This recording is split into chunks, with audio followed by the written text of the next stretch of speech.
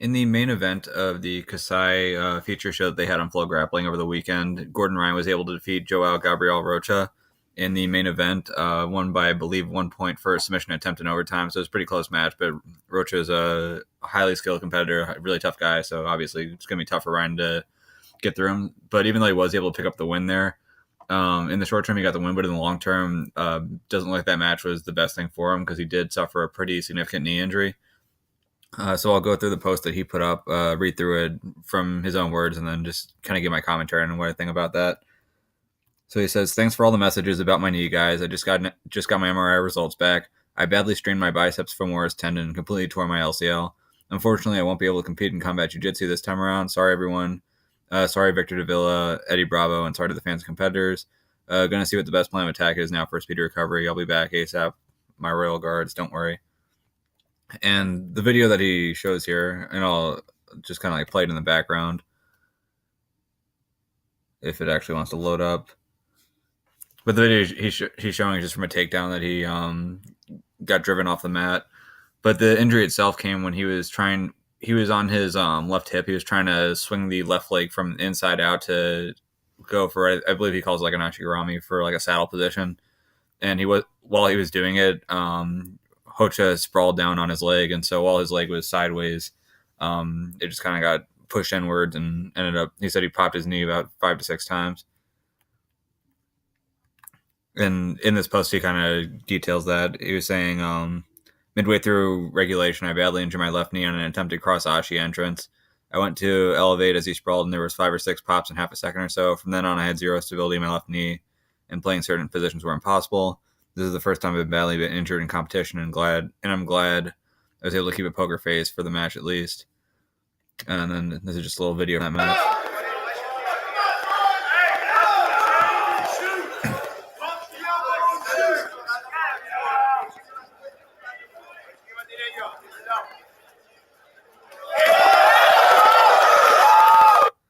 Yeah, and Hoch is a big guy, but as he says there, he injured his knee and will be out of the match that, unfortunately, I was really looking forward to seeing, which was a combat jiu-jitsu match against former UFC champion Fabricio Werdum. So the first question I have in mind now that I know that he's out is actually, if what he's saying is true, that it's a torn LCL.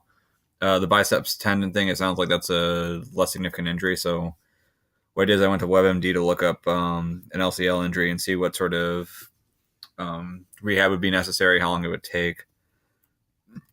And right now, for whatever reason, it's not loading up.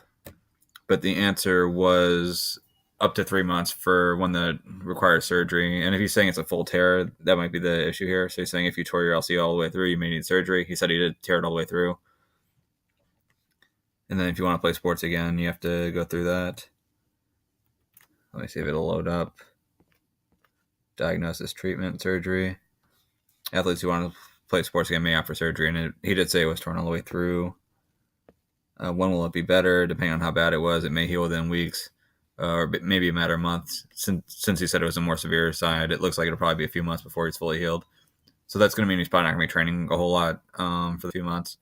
And then once he finally gets back to training at 100%, I'm not sure how long it's going to take for him to get back into competition. But with it being the start of February now, this means he might be out until May or June at the earliest. And then just to look into that, a hinge brace is used for 4 to 6 weeks. Grade 3 severe injuries are typically treated surgically.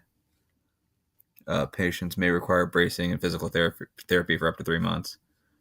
The other thing to look at is who's going to fill a spot now. So the 4-man card, Fabricio Werdum is going to be looking for an opponent. I don't know that you're going to put him against Josh. If you're going to move Barnett or Rustam up to face him in the first round, that may be a good idea if you want to guarantee that he faces Josh Barnett to move Josh into that match. Josh versus Rustam is going to be an interesting match regardless, just because Rustam's probably going to be the better wrestler, and though Josh likes to play from top, he might not be able to get to top. So it'd be interesting to see how he plays off his back if that's where the match goes. As far as who they can put in Gordon Ryan's place, what I did is I looked at the competitor list from the worlds that Gordon Ryan competed in.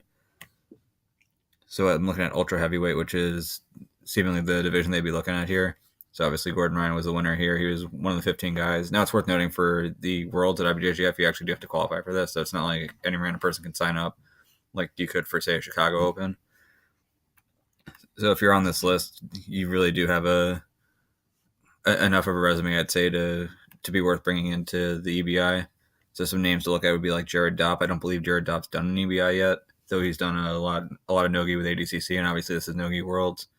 Yurson Moise has been there before, so maybe you can get Yurson Moise involved. I don't know if he'd be open to the palm strikes with combat jiu-jitsu or not, but that'd be interesting.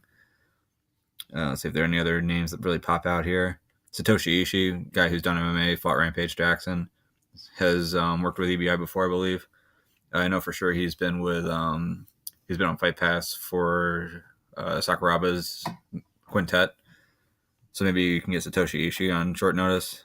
Muhammad Ali, gi world champion, maybe you can get him do a no-gi. I'm not sure if that's something they'd be interested in or not. Kevin Casey, another option.